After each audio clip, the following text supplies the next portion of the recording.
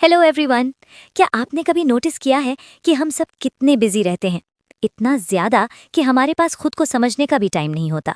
हमेशा बस सक्सेस के पीछे, प्रोग्रेस के पीछे हम भागते रहते हैं।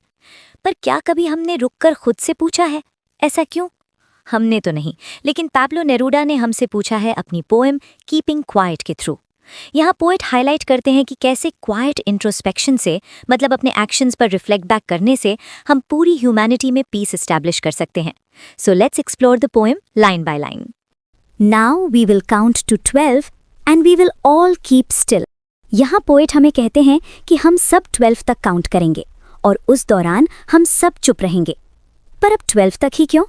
क्योंकि 12 एक होल नंबर है जो कंप्लीटनेस को रिप्रेजेंट करता है। तो हमारे पोएट कंप्लीट ह्यूमैनिटी को 12 तक काउंट करते हुए चुप होने को बोलते हैं। For once on the face of the earth, let's not speak in any language. Let's stop for a second and not move our arms so much. पूरी ह्यूमन हिस्ट्री में पहली बार किसी भाषा का प्रयोग नहीं करते हैं। भाषा एक ऐसी चीज़ जो डिफरेंसेस क्रिएट करती है, डिवीजन क्रिएट करती है, जिसके कारण इतनी वॉर्स होती हैं, वायलेंस होता है। एक सेकंड के लिए ही रुककर अपने आर्म्स को रोक लेते हैं। अब यहाँ आर्म्स के दो मतलब हैं। पहला वो आर्म्स जो एज अ वेपन यूज़ होते हैं वॉर्स में, और दूसरे इंसान के वो हाथ जिससे वो दूसरों को, नेचर को और इवन खुद को नुकसान पहुंचाता है। Men in the cold sea would not harm whales, and the man gathering salt would not look at his hurt hands. इस साइलेंस ऑफ स्टिलनेस में ह्यूमंस अपने एक्शंस पर रिफ्लेक्ट बैक कर पाएंगे। फिशरमैन व्हेल्स को हार्म नहीं करेंगे। यहाँ फिशरमैन रिप्रेजेंट करते हैं हम ह्यूमंस को और व्हेल्स नेचर को, यानी हम ह्यूमंस नेचर को हार्म नहीं करेंगे। We will prevent environmental destruction. और ह्यूमंस के अंदर एक feeling of self realisation create होगी। इससे वो अपनी खुद की भी सफरिंग्स को रिकग्नाइज कर पाएंगे।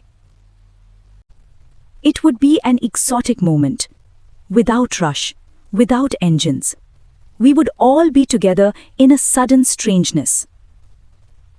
Exotic यानी unusual, rare, एक ऐसा मोमेंट जो आपने कभी एक्सपीरियंस ना किया हो। With this, poet means ये बहुत ही ज़्यादा स्ट्रेंज और अनफेमिलियर मोमेंट होगा। बिना किसी रश, बिना किसी कंपटीशन, एक दूसरे से आगे निकलने की तलब।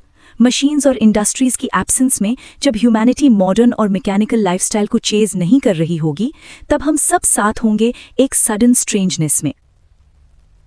Those who prepare green wars, wars with gas, wars with fire, victory with no survivors, would put on clean clothes and walk about with their brothers in the shade, doing nothing. ये lines में poet Pablo नेरूडा world leaders को criticise कर रहे हैं। वो लोग जो green Wars लड़ते हैं, मतलब नेचर को डिस्ट्रॉय करते हैं, जैसे जंगलों को काटना या पोल्यूशन फैलाना। फिर वॉर्स विद गैस, मतलब ऐसी वॉर्स जिसमें केमिकल वेपन्स का यूज होता है। और वॉर्स विद फायर, यानी न्यूक्लियर वेपन से लार्ज स्केल डिस्ट्रक्शन करते हैं, जिसे शायद वो वॉर तो जीत जाते हैं, but at which cost? Human lives, जो कि किसी भी वॉर को मीनिंगलेस बना देता है। अगर यही लीडर्स थोड़ी देर के लिए रुक जाएं और अपने एक्शंस पर रिफ्लेक्ट बैक करें, तो शायद ये वायलेंस और मीनिंगलेस वॉर्स को खत्म किया जा सकता है। They would put on clean clothes.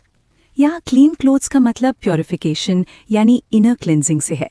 यानी कुछ समय के लिए अगर हम रुक जाएं, तो हम वायलेंस छोड़कर अपनी सोल को प्योरीफाई कर पाएंगे।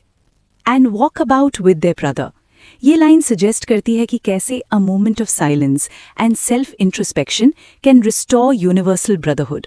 लोग एक दूसरे को एज राइवल्स एंड एनिमीज नहीं देखेंगे, and instead they will start seeing each other as equals. In the shade doing nothing, through this the poet imagines a peaceful state जहाँ ह्यूमन बींग्स वायलेंट एक्टिविटीज नहीं कर रहे होंगे। यहाँ shade symbolize करती है पीस को, while doing nothing सजेस्ट करता है डिस्ट्रक्टिव एंड वायलेंट एक्टिविटीज ना करना। What I want should not be confused with total inactivity. Life is what it is about. I want no truck with death.